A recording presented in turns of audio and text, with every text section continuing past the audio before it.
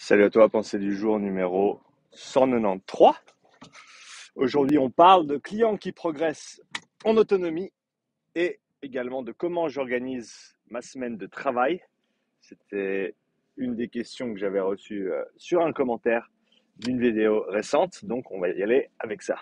C'est bien frais ce matin. Donc, progresser en autonomie. Il y a, il y a de ça 2 mois et demi en arrière, euh, des clients avec qui j'avais travaillé en présentiel une fois par semaine pendant quasi 2 ans, si je ne me trompe pas. Ont exprimé le souhait de commencer à aller à la salle euh, seuls. Ils ont une salle chez eux. Là où on s'entraînait à Basique, ça faisait un petit peu loin pour eux. Euh, et donc, ils voulaient essayer d'aller s'entraîner tout seuls. Donc là, hier soir, on a fait une séance de un petit check-up, on va dire.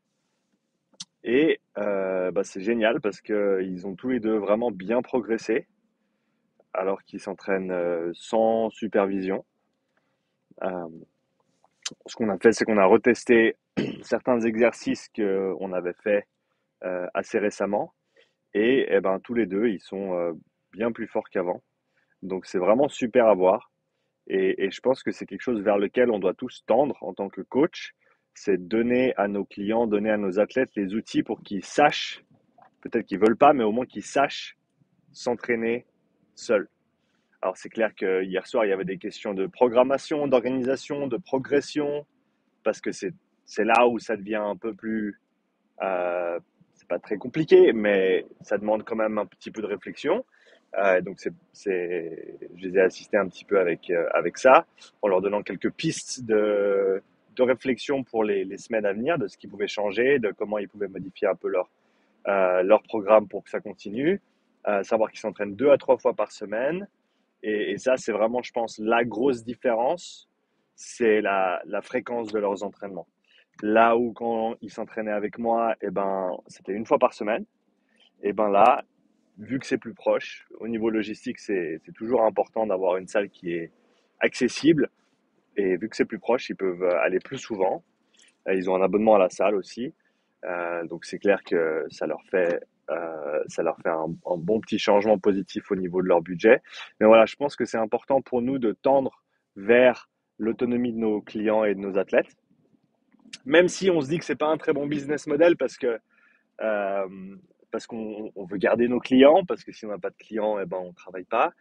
Mais je pense qu'il faut pas réfléchir comme ça, parce que c'est pas la bonne manière de faire les choses. Il faut pas, il faut pas créer une prison pour ces clients où ils sont dépendants de nous et ils peuvent rien faire tout seuls. Il faut, leur donner les outils pour qu'ils sachent s'entraîner seuls, pour qu'ils puissent s'entraîner seuls. Et deux, euh, établir une stratégie au niveau de l'entreprise pour qu'on ait des clients, des nouveaux clients qui arrivent, que ce soit au travers du marketing payant, du marketing gratuit, au niveau de l'optimisation des moteurs de recherche, du réseautage, des offres avec des commerces locaux, peu importe la stratégie employée. Mais ça, c'est à nous de faire ce travail. C'est pas à nous d'emprisonner nos clients et de faire en sorte qu'ils ne puissent pas aller s'entraîner seuls. Donc ça, c'était la première chose à dire. Et donc, je suis extrêmement content pour Mounir et Mélina, qui ont fait vraiment du super boulot ces 2 dernières années avec moi, et là, qui continuent à faire du super boulot, mais en autonomie, comme des grands. C'est vraiment génial. C'est vraiment génial, surtout qu'au début, comme beaucoup de monde qui se lance dans l'aventure de l'entraînement, la réflexion c'était bon, on va faire 3 mois, on va faire 6 mois, et puis après, ce sera bon, on sera en forme. Et le fait qu'ils aient réalisé que non, en fait, c'est à vie.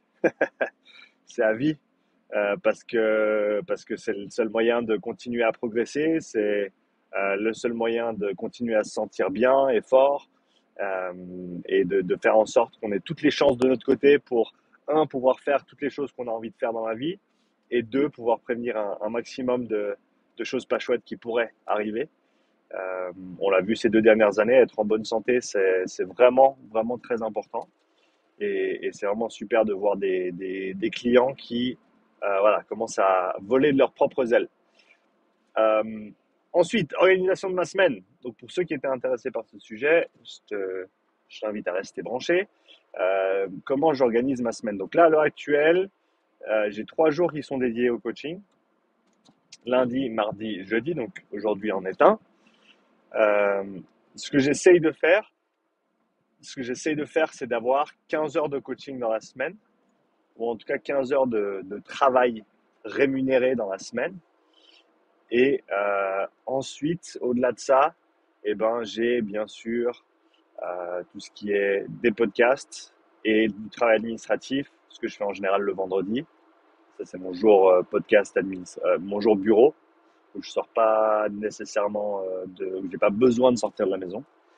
Et le mercredi, 2 mercredis dans le mois, je fais les profilages physiologiques et je fais aussi un samedi dans le mois. Donc j'ai 3 jours dans le mois qui sont dédiés au testing. Et donc j'essaie de m'organiser de cette manière-là. Ça me convient bien parce que ça fait un bon paquet d'heures de coaching, mais en même temps pas trop. C'est vrai que je ne sais pas si j'aurais envie de coacher 5 jours par semaine. Je l'ai fait, hein, j'ai fait les 5 jours par semaine, 10 heures par jour. J'ai donné, j'ai fait, ça m'intéresse plus tant. Et respect à ceux qui le font encore. Très bien pour toi. Tant mieux d'ailleurs, il en faut. Euh, et donc, ça me permet aussi d'avoir un peu de temps pour d'autres projets. Là, hier, par exemple, hier après-midi, j'avais une annulation. Et donc, du coup, eh ben, j'ai passé l'après-midi à bosser sur la formation que je suis en train de créer pour la Upside Strength Academy, la première formation de l'académie sur le sujet des seuils physiologiques et des zones d'entraînement, comprendre les seuils et les zones d'entraînement.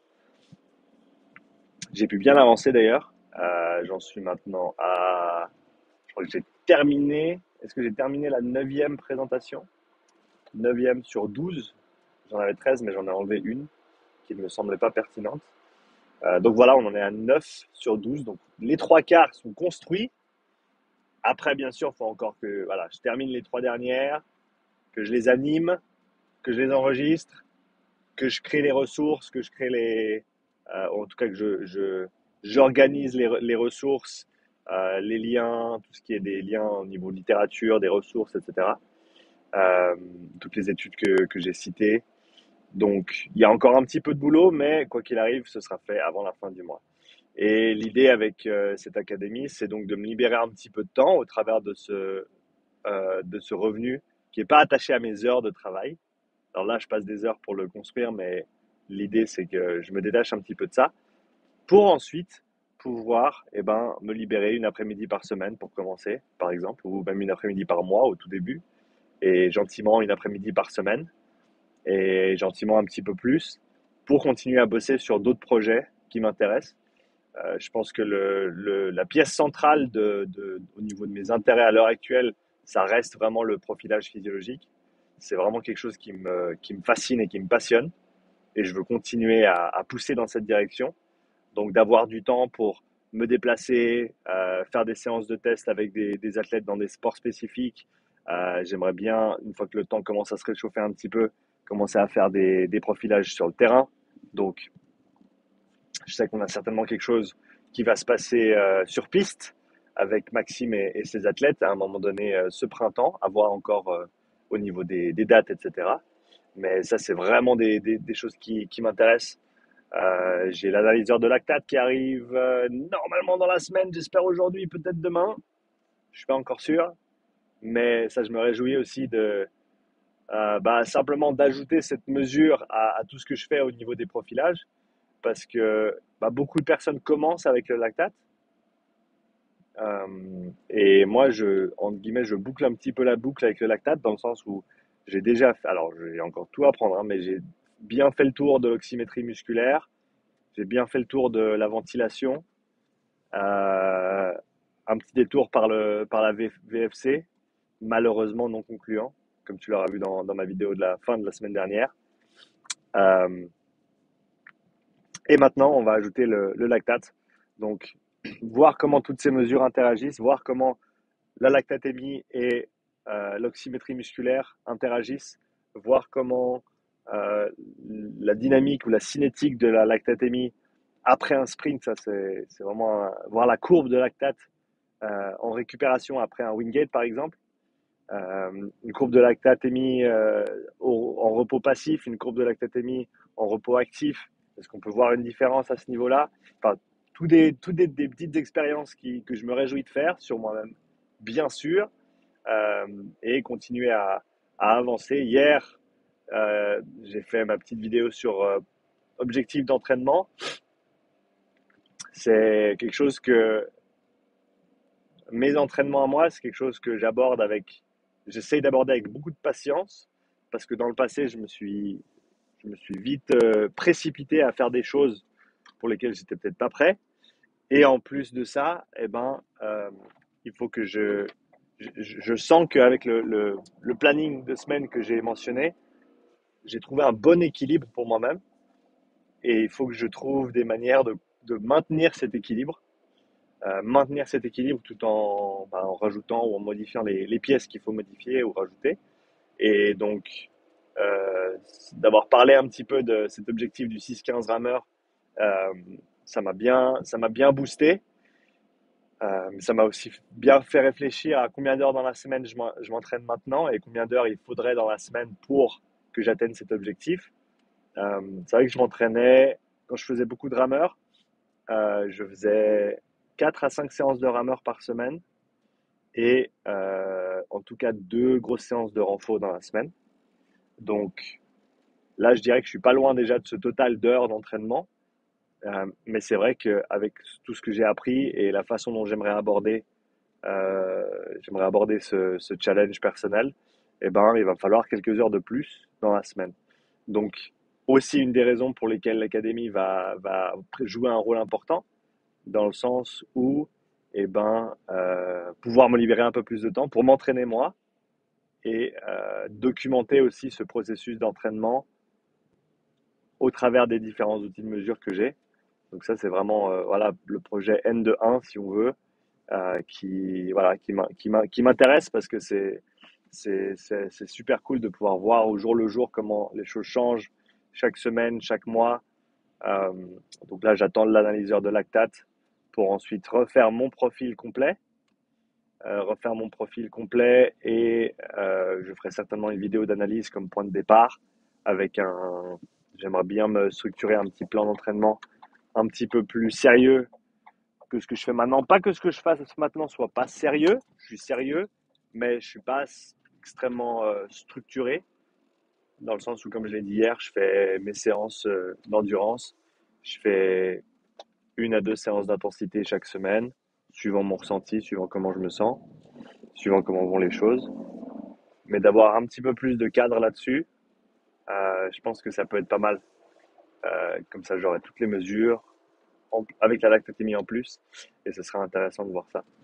Donc voilà, je suis parti un peu au-delà de mon emploi du temps travail uniquement, parce qu'encore une fois, c'est ce côté entraînement que j'avais lâché pendant très longtemps, pendant trop longtemps, et il revient au galop et ça fait plaisir.